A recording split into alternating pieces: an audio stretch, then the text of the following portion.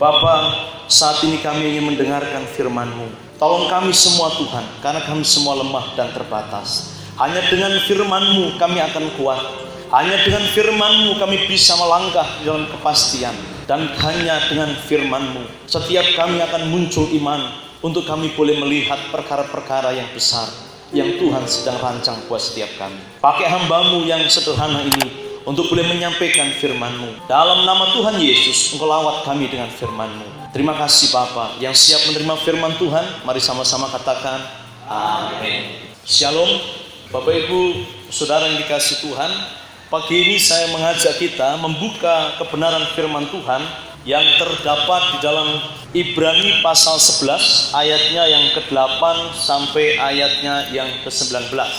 Saya tidak akan baca semua bagian ini. Kita akan baca ayatnya yang ke-8 dan seterusnya nanti kita akan baca sambil berjalan. Karena iman Abraham taat ketika ia dipanggil untuk berangkat ke negeri yang akan diterimanya menjadi milik pusakanya. Lalu ia berangkat dengan tidak mengetahui tempat yang ia tujui. Amin.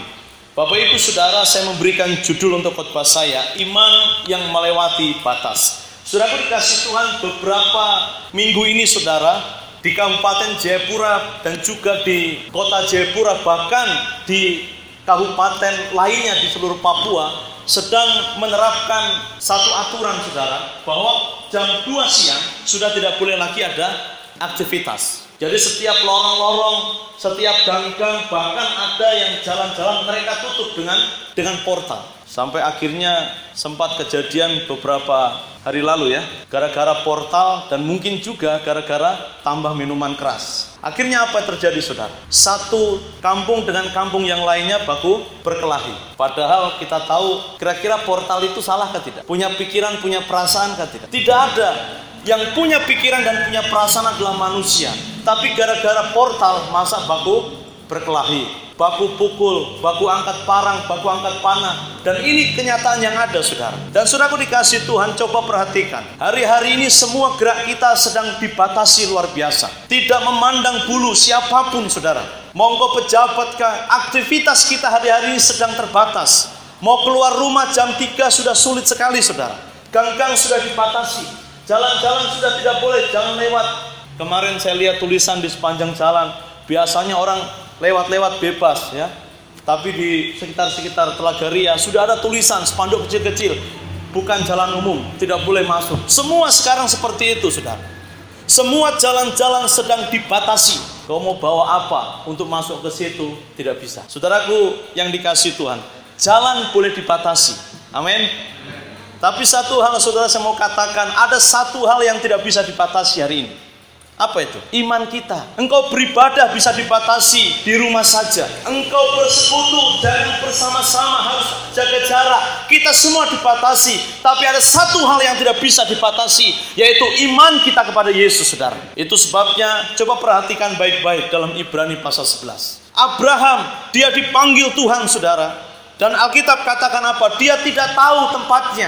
Dia tidak mengerti akan dibawa Tuhan ke tempat yang mana. Dia tidak tahu sama sekali. Tetapi Alkitab mencatat apa? Dia berangkat. Dia percaya kepada Tuhan saudara. Dia beriman kepada Tuhan dengan kesungguhan hati. Dia tidak tahu tempat yang akan ditunjukkan Tuhan itu seperti apa. Baikkah tidak, luaskah tidak, dia tidak tahu sama sekali. Tapi dia punya iman yang kuat dengan Tuhan. Kalau Tuhan yang panggil saya, tidak pernah salah. Akhirnya dia pergi saudara. Itu sebabnya saya memberikan judul hari ini, iman yang melewati batas. Kira-kira batas apa saja saudara yang bisa dilewati oleh iman? Pertama saudara, perhatikan dalam ayat 8. Dikatakan bagian terakhir di situ begini.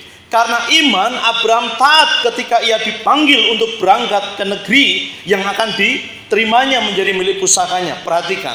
Lalu ia berangkat dengan tidak mengetahui tempat yang ia tujui. Dia taat padahal dia tidak tahu tempat itu seperti apa. Saudara, iman bisa melewati batas ketidaktahuan. Abraham dia tidak tahu, tapi dia melewati saja. Dalam dunia ini tidak semua hal harus kita tahu. Nah, kebanyakan orang hari-hari ini saudara lakukan kalau dia tahu dan dia mengerti. Kalau dia tidak tahu dan tidak mengerti, biasanya tidak mau buat apa-apa. Saudara, manusia hidup bukan hanya berdasarkan apa yang dia tahu dan dia mengerti. Manusia hidup bukan berdasarkan apa yang dia lihat di depan mata. Manusia hidup, Alkitab katakan apa? Oleh karena iman. Jangan engkau hanya melihat kemudian engkau ikut Tuhan. Tidak. Kadang ada banyak hal yang kita tidak tahu, tapi Tuhan mau supaya engkau tetap percaya kepada Dia. Engkau tetap beriman kepada Dia. Kalau Tuhan yang panggil, kerjakan. Kalau Tuhan yang memberi perintah, taat, saudara. Karena itulah iman itu biasanya bisa melewati batas ketidaktahuan. Saudaraku yang dikasihi Tuhan, kadang kita sebagai orang-orang Kristen, kita hidup hanya berdasarkan apa yang kita tahu. Saya tahunya ya seperti itu, ya sudah, jalan. Tidak, saudara. Kadang ada hal-hal yang kita harus lakukan itu di luar dari apa yang kita tahu. Tidak tahu tapi belajar untuk taat. Saya mau katakan begini, kita jadi orang Kristen itu bukan sekedar dari nenek moyang. Amin. Saudara jadi orang Kristen itu karena pilihan. Saudara jadi orang Kristen itu karena panggilan Tuhan. Bukan hanya sekedar teteh saya dulu Kristen, kemudian saya jadi Kristen. Bukan. Kalau hanya sekedar itu, saudara tidak akan pernah melihat bagaimana iman bekerja dalam hidupmu. Kalau hanya engkau melihat garis keturunanmu dari dulu sampai sekarang Kristen, engkau tidak akan pernah mengalami berkat, engkau tidak akan pernah mengalami mukjizat, engkau tidak akan pernah mengalami apa itu kebaikan Tuhan. Yang adanya kurang terus. Kenapa? Hanya engkau lihat leluhurmu. Tapi kalau engkau lihat Tuhan, saudara, kadang apa yang kita tidak pikirkan, Tuhan sediakan bagi kita. Apa yang kita tidak pernah rancang, Tuhan akan rancang buat setiap kita. Itu sebabnya, saudara, miliki iman yang melewati batas ketidaktahuan. Saya dan saudara, seringkali kita diperhadapkan dengan banyak hal yang kita tidak mengerti. Kenapa ini terjadi? Kadang kita tidak tahu waktu, kapan orang yang kita doakan hidupnya akan berubah. Suami kita akan berubah, istri kita akan berubah, atau anak-anak kita akan berubah. Kita nggak tahu. Kita sudah berdoa bertahun-tahun, seperti seolah-olah tidak ada jawaban. Dan mungkin kita mulai frustasi. Kita mulai putus asa, mulai kecewa. Jangan-jangan Tuhan tidak dengar. Saudara, terus percaya, terus berharap kepada Tuhan. Kadang ketidaktahuan kita itu menjadi cara bagi Tuhan untuk menyatakan kehendak-Nya dalam hidup. Saudaraku, kadang juga kita tidak tahu kenapa ya dia hidupnya biasa-biasa saja, tapi macam diberkati Tuhan luar biasa. Saya yang ikut Tuhan dari kecil sampai sekarang, ke gereja saja jalan kaki terus. Ada kadang seperti itu, saudara. Pertanyaan-pertanyaan seperti itu. Kapan Tuhan akan memberkati dengan pekerjaan buat saya? Kapan Tuhan akan memberkati? Kenapa saya jadi ikut Tuhan malah menderita terus hidup saya? Kenapa saya kekurangan terus ikut Tuhan? Saudara, pertanyaan-pertanyaan itu sering kali terjadi dalam kehidupan kita, saudara. Tapi satu hal yang pasti saya mau katakan kepada saudara, mari miliki iman yang melewati batas ketidaktahuan. Sering kali kita tidak tahu banyak hal, tapi dengar baik-baik, Tuhan tahu hidup saudara. Yang Dia mau adalah tetap percaya kepada Dia. Saudara, saya mau tanya, kira-kira saudara tahu tidak penyebab dari virus corona ini? Tahu? Ada orang berkata virus corona ini terjadi di Wuhan, Cina, karena orang-orang di sana jorok. Mereka makan kelelawar sehingga bakteri dan lain sebagainya kemudian bermutasi, kemudian menular jadi penyakit. Ada orang yang bilang begitu. Kemudian yang lain bilang, oh itu karena ada satu organisasi orang-orang kaya di Amerika, bahkan di Eropa.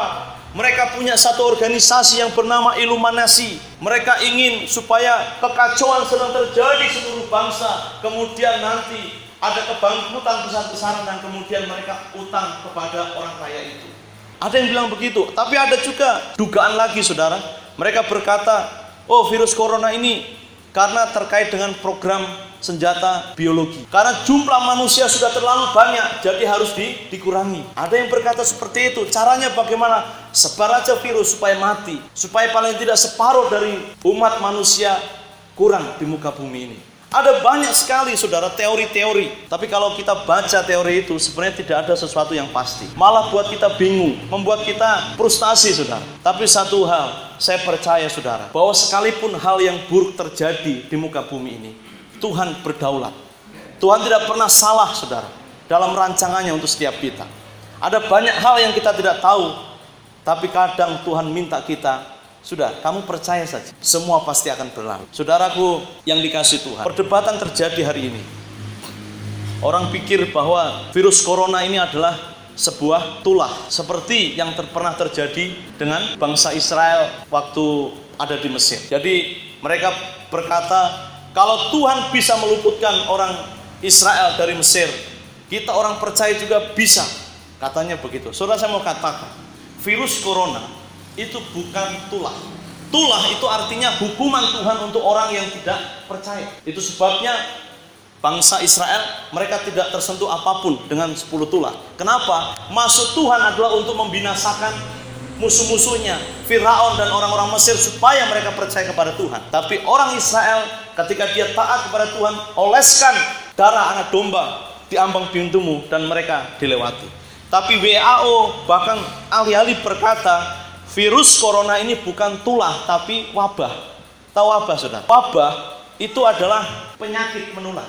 Wabah itu terjadi bukan karena hukuman, tapi mungkin bisa saja dibuat orang dan itu melanda seluruh bumi. Saudara, kalau itu bukan hukuman, baru bagaimana sikap kita sebagai orang percaya? Apakah kita akan bodoh-bodoh? Ya sudah, saya akan masuk ke wabah itu, saya akan ada Yesus dalam diri saya akan orang percaya, Tuhan pasti akan jaga lindungi saya. Saudara dengar, di Indonesia sudah banyak sekali pendeta-pendeta, umat-umat Tuhan yang mati juga, salah satunya karena corona. Kalau mereka mati karena corona dan dikaitkan dengan hukuman atau tulah itu, apakah mereka tidak percaya Tuhan? Ini pertanyaan, saudara. Itu sebabnya saya mau katakan pada setiap kita, harus melihat segala sesuatu secara lengkap. Jangan hanya berdasarkan keyakinan sendiri, tapi harus lihat firman Tuhan, melihat baik hal-hal yang ada. Kadang banyak hal yang kita tidak tahu, tapi seolah-olah kita memberitahu orang lain. Dan bisa jadi, karena kita tidak tahu tapi memberitahu orang lain, kita bisa menyesatkan banyak orang. Itu sebabnya, saudara, yang Tuhan minta dari kita pagi ini adalah, milikilah iman yang bisa melewati batas ketidaktahuan. Yang kedua, saudara, perhatikan ayat 11 sampai ayatnya yang ke-12. Dikatakan apa di situ? Kita baca sama-sama ayat 11 sampai 12. 1, 2, 3. Karena iman, ia juga dan Sarah beroleh kekuatan untuk menurunkan anak cucu, walaupun usianya sudah lewat, karena ia menganggap Dia yang memberikan janji itu setia. Ayat 12. Itulah sebabnya, maka dari satu orang, malahan orang yang telah mati pucuk, terpancar keturunan besar seperti bintang di langit dan seperti pasir di tepi laut yang tidak terhitung banyaknya. Amin. Saudara, di situ dijelaskan bahwa Abraham itu sudah tua. Bahkan Sarah istrinya juga sudah tua. Bahkan dikatakan oleh Alkitab sudah mati haid dan juga mandul. Jadi secara manusia, saudara, tidak mungkin bagi keluarga ini untuk punya keturunan. Itu secara manusia.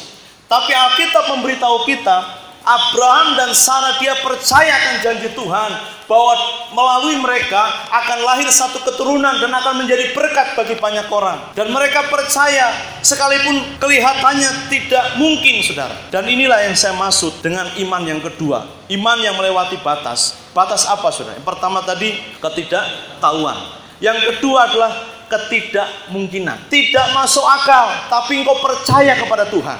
Itulah yang Tuhan mau, saudara, hari ini. Jangan hanya masuk di akal, kemudian engkau baru percaya. Tidak, saudara. Kita harus punya iman yang melewati batas ketidakmungkinan. Itu sebabnya dalam segala hal selalu belajar kepada Tuhan untuk beriman. Katakan, bagi Tuhan tidak ada yang mustahil. Saya menderita, tapi saya percaya saya akan lewati penderitaan ini. Saya sulit, tapi saya percaya pertolongan Tuhan akan nyata datang tepat waktunya dalam hidup saya. Harus mulai kembangkan kata-kata positif, kata-kata berkat untuk diri kita dan orang lain. Saudaraku yang dikasihi Tuhan, bagi manusia tidak mungkin, tapi bagi Allah selalu mungkin. Amin. Saudaraku, hari-hari ini banyak hal yang rasanya tidak mungkin, saudara. Apalagi di tengah-tengah situasi yang sulit dan sukar seperti ini. Mungkin kita berkata, bagaimana mungkin saya bisa menyekolahkan anak-anak saya sampai tinggi, sementara situasi ekonomi sedang lesu seperti ini. Pekerjaan sulit, bagaimana mungkin saya bisa sembuh dari sakit saya yang sudah kronis. Sudah berobat kemana-mana, tidak ada pertolongan, tidak ada jaminan bahwa saya akan sembuh. Saudara, mungkin kita berkata seperti itu. Mungkin saudara berkata, sudah berkali-kali saya mencoba untuk cari pekerjaan, tapi selalu gagal. Saudara, itu tidak mungkin ya, secara manusia.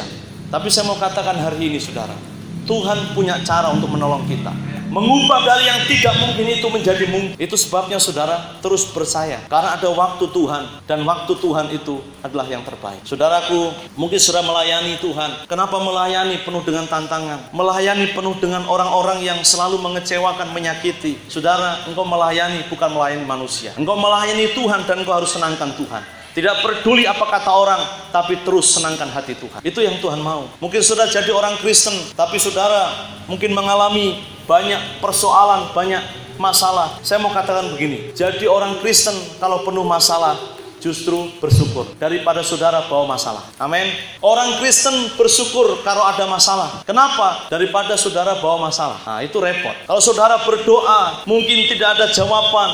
Saudara harus lihat juga, jangan-jangan saya berdoa Tuhan tidak dengar karena masih ada sesuatu yang saya simpan dan tidak saya selesaikan. Saudara, Tuhan mau supaya kita punya iman yang melewati batas ketidakmungkinan. Ada banyak hal yang tidak mungkin hari-hari ini, tapi Tuhan selalu minta kepada kita jalan, karena bagi Tuhan tidak ada yang mustahil. Saudara, yang ketiga, sudah lihat dalam ayat 13 sampai 16 dikatakan begini, dalam iman mereka semua ini telah mati sebagai orang-orang yang tidak memperoleh apa yang dijanjikan itu, tetapi yang hanya dari jauh melihatnya dan melambai-lambai kepadanya, dan yang mengakui bahwa mereka adalah orang asing dan pendatang di bumi ini. Sebab mereka yang berkata demikian menyatakan bahwa mereka dengan rindu mencari suatu tanah air, dan kalau sekiranya dalam hal itu mereka ingat akan tanah asal yang telah mereka tinggalkan, maka mereka cukup mempunyai kesempatan untuk pulang ke situ. Perhatikan dalam ayat 16, tetapi sekarang mereka merindukan tanah air yang lebih baik, yaitu satu tanah air surgawi. Sebab itu Allah tidak malu disebut Allah mereka, karena Ia telah mempersiapkan sebuah kota bagi mereka. Saudaraku dikasih Tuhan, lagi-lagi Alkitab menulis tentang Abraham. Dia punya iman yang luar biasa, saudara. Karena di situ dijelaskan bahwa ketika Abraham dipanggil keluar meninggalkan tanah leluhurnya, menuju ke tanah perjanjian, tanah Kanaan. Sesampainya dia di tanah Kanaan, saudara, dia tidak memiliki apa-apa. Alkitab katakan seperti itu. Rumah tinggal pun dia tidak punya, kekayaan pun dia tidak punya, istana pun dia tidak punya, saudara. Artinya Tuhan sudah pilih dia, Tuhan sudah angkat dia, Tuhan sudah memberi perintah, sudah mengeluarkan dia dari nenek leluhurnya, membawa dia keluar menuju kepada tanah perjanjian. Tapi ternyata segala sesuatunya itu seperti tidak pasti. Kalau saudara perhatikan di situ ayat 13, dalam iman mereka semua ini telah mati sebagai orang-orang yang tidak memperoleh apa yang dijanjikan itu. Sudah pergi dengan iman, sudah berangkat dengan ketaatan, tapi Abraham tidak memperoleh apa-apa yang dijanjikan oleh Tuhan. Kira-kira bagaimana? Ikut Tuhan tapi tidak dapat apa-apa. Mau kan? Ikut saya saja, tapi tidak ada janji apa-apa. Kamu tidak akan dapat apa-apa. Tetap mau? Biasanya orang tidak mau. Yuk kita demo, saya dapat apa? Oh, nanti saya kasih posisi kamu. Kalau kamu bisa jatuhkan orang itu, lawan politik saya, nanti kalau saya jadi bupati, kamu jadi kepala dinas. Oh, orang akan mau, saudara. Kenapa? Karena apa? Ada janji. Tapi coba, saya mau maju jadi bupati, kamu bisa jadi relawan nggak? Ya, tidak ada apa-apa yang saya janjikan. Rata-rata orang pikir-pikir, saudara. Apalagi harus mengeluarkan dari kantongnya sendiri. Biasanya orang tidak mau. Tapi kalau ada janji dan dapat sesuatu, biasanya orang semangat. Tapi saudaraku dikasih Tuhan, perhatikan ayat 13. Abraham, dia tidak memperoleh apa-apa. Artinya saudara, dia ikut Tuhan, dia beriman kepada Tuhan, tapi dia mati dalam keadaan yang tidak punya apa-apa. Dia tidak memperoleh apa yang dijanjikan Tuhan. Saudaraku, berarti ada hal yang tidak pasti. Jadi kita juga harus punya iman yang seperti itu. Tidak dapat apa-apa, yang penting saya ikut Tuhan. Bisa? Saya mau sakitkah? Saya mau tetap ikut Tuhan. Saya tidak dapat apa-apa, tidak masalah. Yang penting saya dapat Yesus. Amin. Yang penting saya hidup kekal bersama dengan Tuhan. Amin.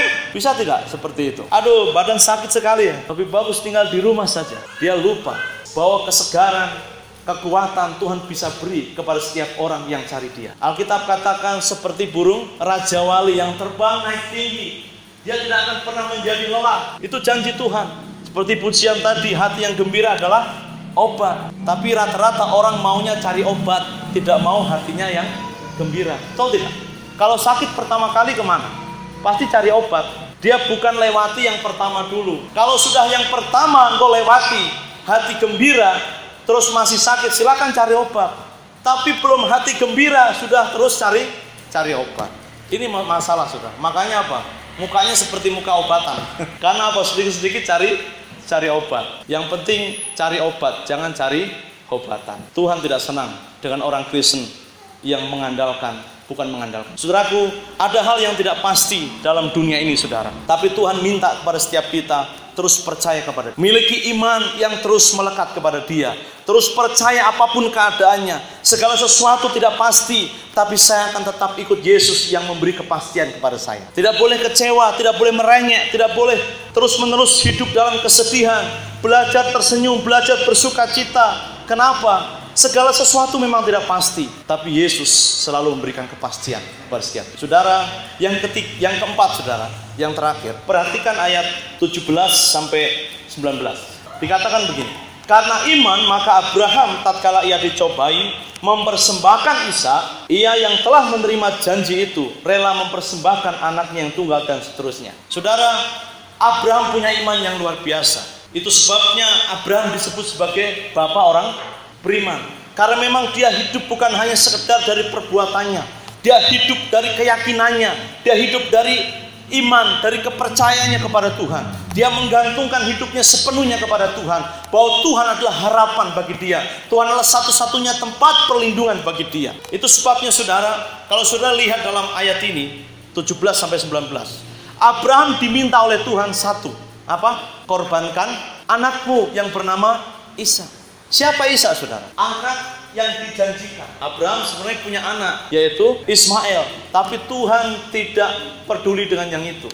Yang Tuhan mau adalah, saya minta yang Ishak. Anak yang saya janjikan itu. Yang luar biasa, saudara, Abraham tanpa berdebat, tanpa berbicara panjang lebar, dan dia taat kepada Tuhan. Padahal di hukum Taurat dikatakan apa? Boleh membunuh? Jangan. Tidak boleh mengorbankan manusia untuk persembahan. Tapi justru Tuhan sendiri yang minta kepada Abraham. Bukankah itu tidak masuk akal? Tuhan yang berfirman jangan mempersembahkan, jangan membunuh manusia. Tapi kenapa untuk Abraham justru Tuhan minta anaknya, korbankan, berikan kepadaku, sembelih anakmu itu? Tidak masuk akal, saudara. Karena Tuhan pasti dikatakan akan melanggar firman-Nya. Saudara, meskipun kelihatan tidak masuk akal, kelihatan tidak rasional, tapi Abraham belajar taat. Kenapa? Kalau sudah baca ayat berikutnya, di situ dijelaskan kenapa. Sekalipun Ishak mati, Abraham percaya bahwa Tuhan bisa membangkitkan Ishak dari kematian. Jadi dia punya iman yang luar biasa. Kelihatan tidak masuk akal, tidak rasional, tapi karena Tuhan yang minta, Tuhan yang perintahkan, dia belajar untuk taat. Jadi saudara, iman harus bisa melewati batas ketidakmasukakalan. Hal yang tidak rasional, tapi seringkali kan kita tidak seperti itu. Kita biasanya masuk akal dulu baru kita dengar. Masuk akal dulu baru kita percaya. Masuk akal dulu baru kita ikuti. Tapi kadang, saudara, perintah Tuhan itu tidak masuk akal. Tapi Tuhan mau kau lakukan saja, maka kau akan dituntun oleh Tuhan. Saudara, banyak orang hari-hari ini tidak berani untuk berkorban karena iman. Banyak orang hari-hari ini tidak berani memberikan yang terbaik bagi Tuhan didasari iman seperti Abraham. Biasanya memberi itu hitung-hitungan. Apalagi situasi seperti ini. Saudara, kemarin ada seorang teman pendeta, dia telepon saya. Pendeta, aduh ini anak-anak sudah tinggal di kota ini, tidak bisa lagi makan ubi, singkong, keladi. Aduh susah sekali. Saya sudah coba tapi 1 minggu ini di rumah terus tidak bisa makan. Mereka minta terus nasi, sementara di rumah tidak ada beras. Pendeta tolong berdoa. Langsung telepon dimatikan. Coba kasih waktu ke saya untuk jawab kah? Langsung dimatikan, saudara. Coba, orang tidak punya beras, sesama pendeta itu.